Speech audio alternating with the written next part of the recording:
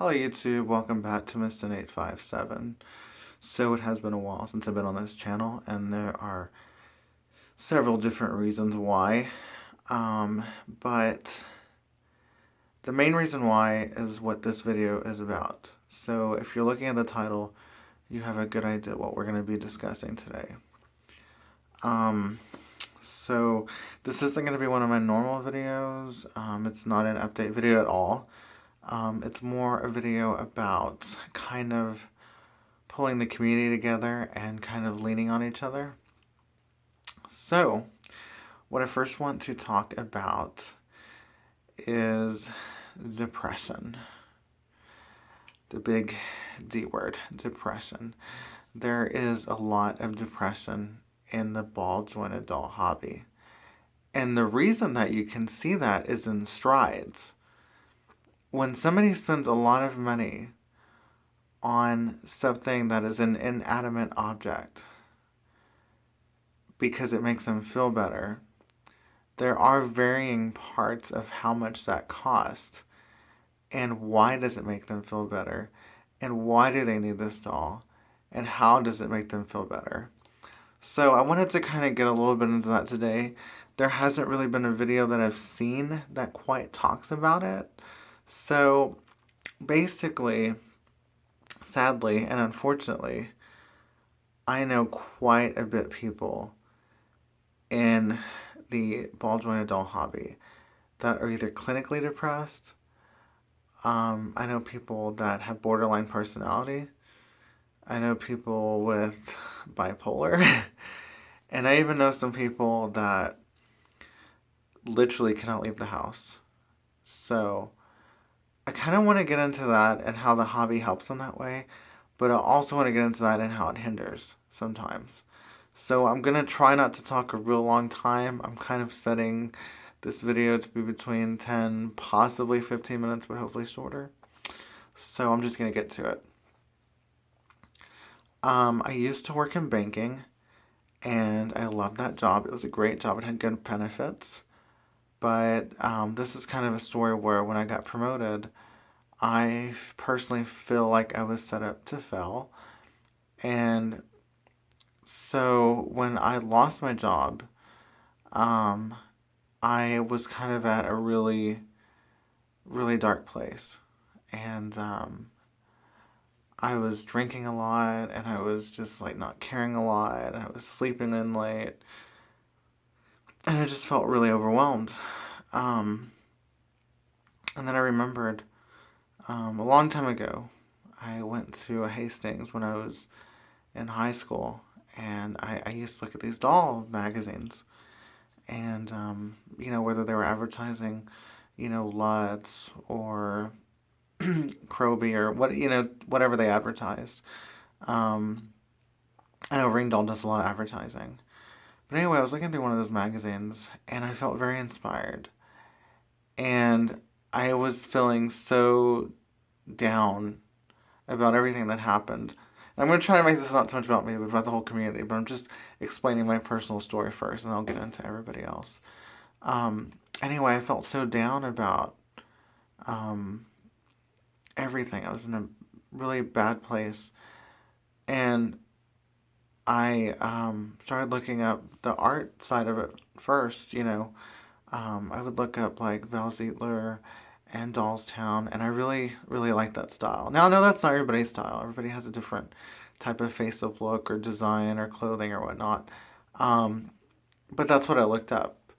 And I just got really inspired. It kind of reminded me of like a dollhouse doll or something. But again, to get back to the point, what makes somebody want to spend that much to feel happier? Well, what I've come to see from friends and family in 2017 is that a lot of people seem to look at my dolls and think they're sad. And they're probably right. So what I kind of wanted to do was create characters that are kind of based off different feelings I've had. And for some reason, for some odd reason, for some weird reason beyond comprehension, having sadder dolls around me has made me feel happier or closer to him in a way. Now, I don't only collect ball jointed dolls, but I also collect Monster High repaints. And just seeing a vision come to life of something so striking and so beautiful and so artistic with so much depth and heart and inspiration really has helped me through. So that's kind of my story. But I want to talk to you about the negatives of that in the community. So imagine if you weren't as financially fortunate to buy a legitimate doll and you're having the same problems. You just lost your job or something bad happened in your life, but you don't have the savings or whatever. So you buy a recast. And you love the recast. You love the recast the exact same way that you would have loved a legitimate doll. You are in a whirlwind of pain and hurt and suffering, and you are inconsolable. But having that doll gives you life. It breathes back life into you. You feel awake. And so I don't think it's right for people who don't own Ringcast to attack people that do. They are still human beings. They are human beings. They are flesh and bone. They breathe. They sleep. They hurt. They feel. And what people typically say is it's only hurting the secondhand market because they typically only make recast of limited edition dolls. So here's the thing. I've never really liked people to tell other people how to spend their money. But again, what draws people to spend that much anyway? Sometimes recasts are still very expensive. $150 is a lot of money. That can pay on your electric bill. That can pay your cell phone. That can pay your water bill. That can pay your gas. That can pay your food. That can pay your groceries. That can pay so many things. So what we need to do is stop attacking people that own Recast when we don't know their story. We don't know where they've been. And just let it be. There are knockoffs everywhere. They're in Michael Kors. They're in other designer handbags. They're in clothing. They're in shoes. They are everywhere. Even Giuseppe's, which is a huge line of shoes, is now having knockoffs done. I mean, this is something that's just part of the community. And when you outcast these people, you could be the person that causes them to take their life or hurt somebody else or hurt themselves or who knows what, because we don't know what they're going through. So that's really all I'm going to say about Recast. I made a long video about Recast before and it got flagged, and I think that's very unfortunate because it was very, very, very raw and solid, and I thought it was one of the best videos I've ever done on this channel, but unfortunately it's gone. So let me tell you just a little bit more about me before we get to the end of this video. I may have to do a two-part on this one because it's a lot of information. So there were times where I just was getting upset with the artists. They were taking too long to send the doll back or whatever, and I was getting really upset because I already paid for it, and I sent it to them to paint and do blushing and do clothing and all this other kind of stuff. But let me tell you something. When I received it, for the first time in months, this is a little emotional. I'm trying real hard to get emotional. But for the first time in months, I could legitimately smile. And those of you who are in the hobby, who understand depression and anxiety and hurt and pain and feeling burdened by your own depression because it affects other people and it affects your moods, know exactly what I'm talking about. You get snappy. You get disconnected from things you love. You start selling everything. You You just feel completely hurt. You have to go out every night to feel something. It's a very. I would not wish that kind of pain on my worst enemy. It just wouldn't. So I was literally able to hold that doll, Dorian, um, which is the Doll Chateau Merlin hybrid. I was able to hold him, and I felt connected to something. It was something I worked for. It was something I earned. It was something that made me feel something. And that's just kind of how I became a part of this hobby. Because I've always said until you get that doll, you're not really in the hobby. But then once you do, you realize it was worth everything that got you to that point. So I just think we need to kind of think about other people's feelings.